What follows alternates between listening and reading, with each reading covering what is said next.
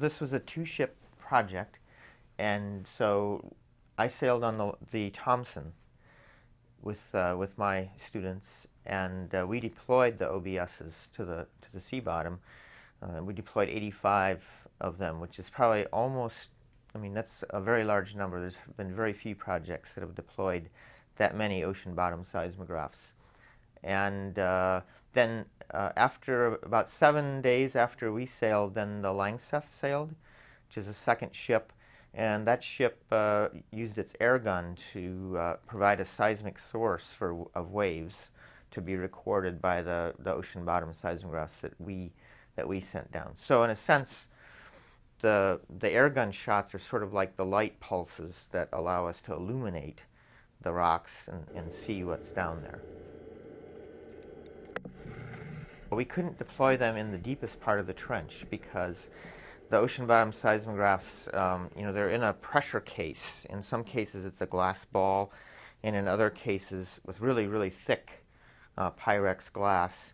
And in other cases they're actually in aluminum or titanium cylinders to hold the pressure back. But they're only able to go down to about 4 miles. And whereas the trench altogether is about, in this area, about 6 miles deep. In other areas, it's even, I think, 7 miles deep at the deepest. So that, limited where we could put the ocean bottom seismographs. So there's the deepest part of the trench, and we put it sort of right alongside the deepest part, which was kind of the deepest area where we could put them. And then in the deepest part of the trench, where it is like 5 or 6 miles deep, we put down an anchor to the bottom of the ocean with a rope along on it, and then suspended a hydrophone in the water at about 6 kilometers or 4 miles deep, so that we could take the readings without crushing the instrument. Because if we went to the deepest part and just dropped the instrument down, the pressure is so large it would just crush the instrument, and it would be destroyed.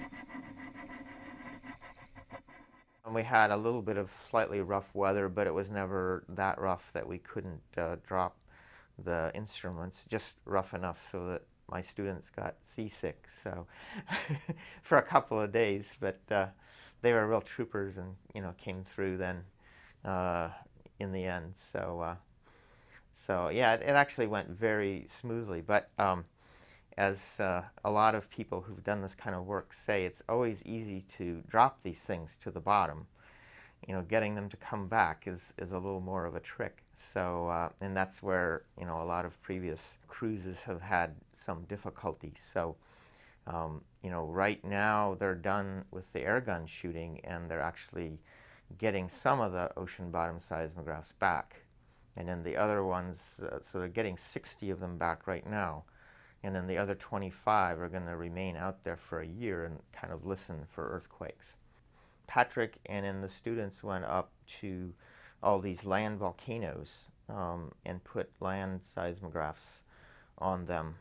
So they sailed along on this very small boat, which is about 1/5 as long as the Thompson, and then went ashore with a very small rubber boat, and put the equipment on land, so that we also have seismographs on land where these volcanoes are.